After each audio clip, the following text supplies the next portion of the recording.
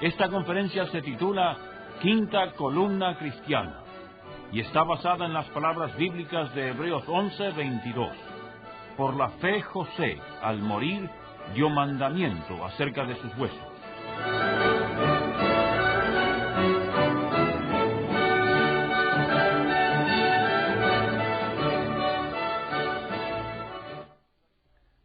Tal vez recuerda usted el término quinta columna.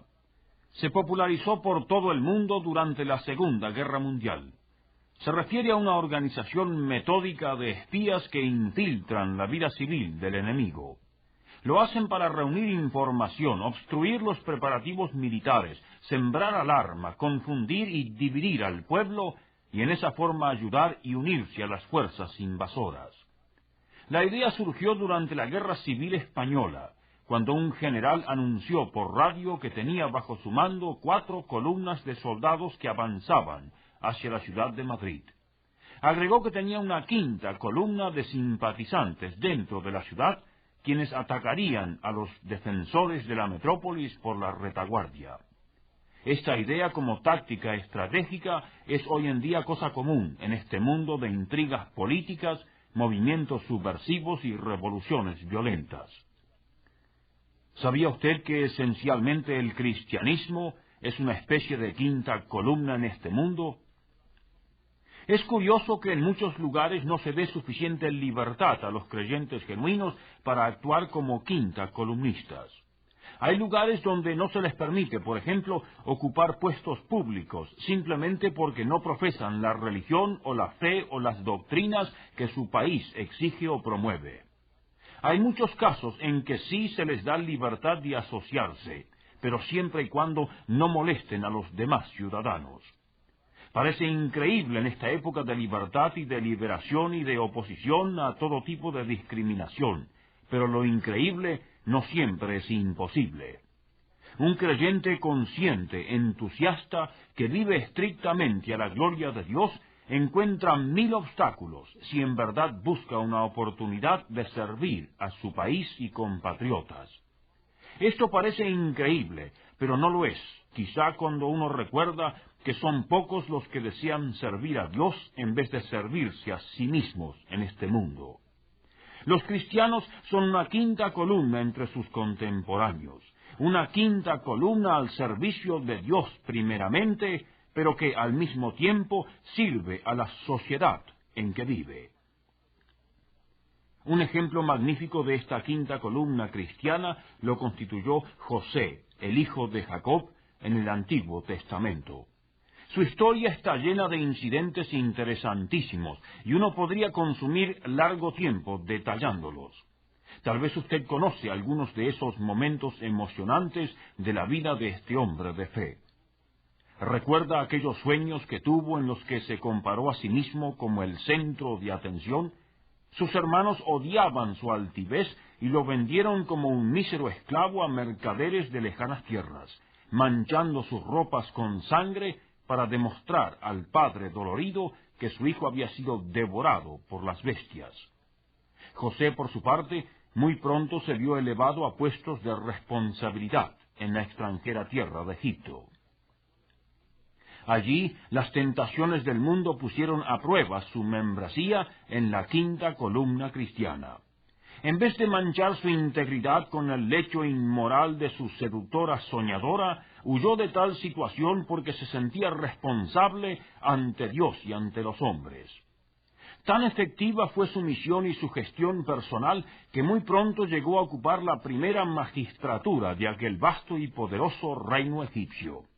Fue allí donde nuevamente puso en práctica los principios básicos de la quinta columna cristiana. En vez de enriquecerse en el uso de la cosa pública, buscó el bienestar de todo el pueblo. En vez de acumular posesiones para sí mismo y su futuro, hizo provisión amplísima para el pueblo cuando llegase el momento crucial de la escasez, de las sequías y del hambre. Fomentó el cultivo de las tierras con programas adecuados a su tiempo y enseñó a sus contemporáneos el arte del ahorro para eventualidades imprevistas. En una palabra, se convirtió en el gran estadista que con astucia se preparó durante los 7 años de las vacas gordas para los 7 siguientes de las vacas flacas. José fue un ejemplo típico de la quinta columna cristiana. Esto necesita aclararse un poco. El funcionario público, cuando más, trata de satisfacer a su electorado o a su superior inmediato. En muchos casos ni ese motivo existe siquiera. Todo se reduce a un egoísmo total y repugnante. En efecto, demasiada gente ocupa puestos de responsabilidad sin merecerlos o sin utilizarlos para los fines para los cuales han sido instituidos. Pero, en el mejor de los casos, el funcionario público, el ciudadano consciente y popular, solo trata de satisfacer los deseos de sus semejantes.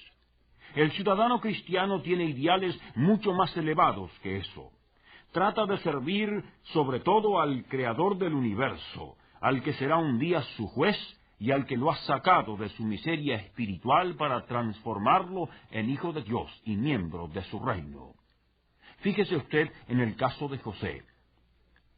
Donde quiera que la providencia lo puso, actuó categórica y decisivamente. Pero actuó impulsado siempre por principios de servicio a Dios y servicio a sus semejantes. Al ser vendido como esclavo, creyó que esto era de Dios, en vez de vengarse personalmente. Cuando fue tentado por los perfumes y los susurros de la carne, resistió la tentación porque no creyó posible hacer tal cosa delante de su Dios. Cuando se descubrió que tenía capacidad para ayudar a su rey, no lo hizo en la altivez del que se cree superior, sino en el nombre de su Dios. Cuando fue designado primer ministro, no buscó únicamente su bienestar personal, sino que hizo previsión para todo el pueblo egipcio. Posiblemente la primera vez que se puso en práctica el concepto de la previsión social. Sirviendo a Dios, sirvió a la humanidad. ¿Por qué será entonces que no se da lugar a los miembros de esta quinta columna para que ejerzan su influencia saludable donde puedan? La respuesta es sumamente sencilla. El mundo incrédulo tiene sus intereses creados, tiene miedo de la gente más honesta, más capaz y más consciente que ellos. Prefieren mantener el status quo de la miseria en vez de buscar medios de eliminarla. Tienen más interés en su avance personal que en el servicio que puedan ofrecer a sus contemporáneos. Mientras los hombres no puedan dañarlos, continúan por sus sendas de corrupción, de engaño y de vanas palabras. Y nada puede ser más lógico. Si no se sienten responsables ante un Dios moral, ante un ser supremo a quien deben dar cuenta un día, ¿no haría usted lo mismo? El quinta columnista cristiano actúa siempre según los preceptos de Dios, según su magnífica ley moral, según lo que Él ha revelado a la humanidad en su bondad sin igual. En un mundo creado por ese mismo Dios, son las leyes de ese Dios las que redundarán siempre en mayor beneficio de la humanidad. Es por esta razón que los cristianos deben actuar, deben demostrar a sus contemporáneos que tienen un plan de acción social, económica y política. Es por esta razón también que la ciudadanía toda debe dar cabida a gente de este tipo. Son ellos los que han experimentado el amor de Dios y pueden así manifestar amor por su prójimo. Son ellos los que pueden servir a sus semejantes porque sienten profunda gratitud por lo que Dios ha hecho por ellos. El quinta columnista cristiano está aliado con Dios y busca la derrota del mal, la eliminación de las tragedias que el pecado humano ha acumulado sobre nuestro mundo y el establecimiento de nuevas bases para la vida humana. No hay mejores funcionarios que los cristianos. Si usted es ahora mismo un buen ciudadano y un buen funcionario, podrá serlo mucho mejor si llega a ser cristiano. La cuestión es, pues, cómo llegar a ser cristiano. Bueno, este José del Antiguo Testamento es un prototipo de otro ser excepcional que llegó hace muchos años a este globo. Lo que hizo José es lo que hizo luego en escala universal el Hijo de Dios. Existió para traer salvación, fue humillado para ser ensalzado, perdonó a sus verdugos y dispensó alivio a quienes creen en él. Los que no le oyen se pierden. Cuando usted haya sido lavado de sus pecados, cuando haya reconocido que sin Cristo nada puede hacer, cuando haya pasado a formar parte de la quinta columna cristiana, también usted tendrá las herramientas necesarias para ofrecer a su mundo alternativas viables en este siglo confuso. Nuevos horizontes se abrirán ante sus ojos, horizontes que jamás creyó usted posibles. Pero recuerde una cosa, esto no puede ser a menos que usted se entregue plenamente a Jesucristo, quien dijo que el que ama más a padre o hermano, hijo e hijas, no puede ser su discípulo.